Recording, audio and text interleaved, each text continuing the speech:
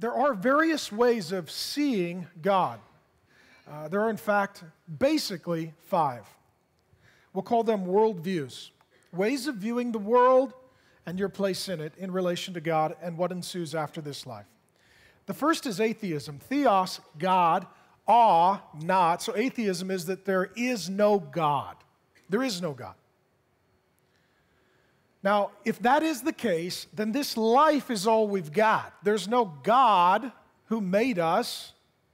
There's no God who knows us. There's no God who's come for us. There's no God to comfort us. And when we die, there's no God to greet us. Just this life. That's all that there is. Philosophically, if worked out to its logical conclusion, this is a horrific way to live your life. I'll give you 2 quotes. The first is from Bertrand Russell, the great atheistic philosopher. I put great in quotes, at least in my mind. He says this, that man is the product of causes which had no provision of the end they were achieving, that his origin, his growth, his hopes and fears, his loves and his beliefs are but the outcome of accidental collocations of atoms that no fire, no heroism, no intensity of thought and feeling can preserve an individual life beyond the grave, that all the labors of the ages, all the devotion, all the inspiration, all the noonday brightness of human genius are destined to extinction in the vast death of the solar system, and the whole temple of man's achievement must inevitably be buried beneath the debris of a universe in ruins. All these things, if not quite beyond dispute, are yet so nearly certain that no philosophy which rejects them can hope to stand. Only within the scaffolding of these truths, only on the firm foundation of the unyielding despair, can the soul's habitation henceforth be safely built. Here's what he's saying. There is no God. You come from nowhere and no one. You're here for no purpose. If you are hurting or suffering, there is no one to help you or rescue you or comfort you. And when you die, there is nothing awaiting you. What he's saying is this is the scaffolding for life. And the foundation, he says, is, quote, unyielding despair.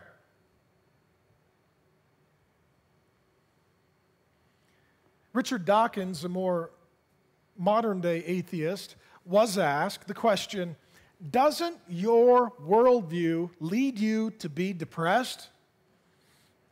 Here's what he said.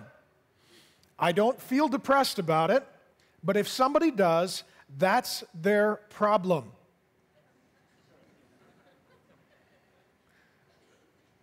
Maybe the logic is deeply pessimistic. Maybe. The universe is bleak, cold, and empty, but so what? Bleak, cold, and empty, but so what? Logically consistent, emotionally deadly.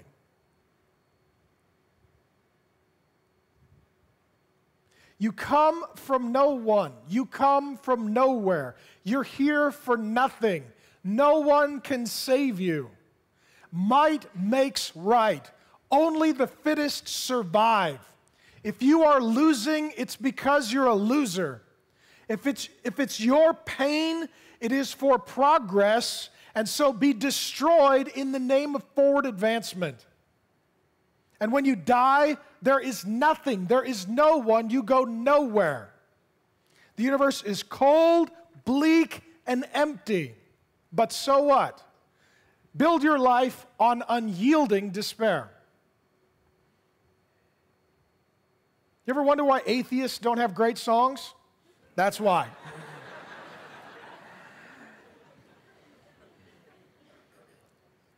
Now, where this leads inevitably is that when your life really hurts, you're struggling, you're hurting, you're physically injured, you're diagnosed with cancer, your marriage is in shambles, your loved one has betrayed you, your children are wayward, your boss fires you, you're nearing your end, emotionally you're undone. Maybe you're just a tender-hearted, conscienced person and just life on the earth is very difficult for you, here's where you end up going with this ideology. Depression. You're just depressed. You're just depressed. That's why the number one category of prescription medications is antidepressants. Not saying that all medication is a sin, but a lot of medication is a functional savior. People who don't know God and as a result don't have hope.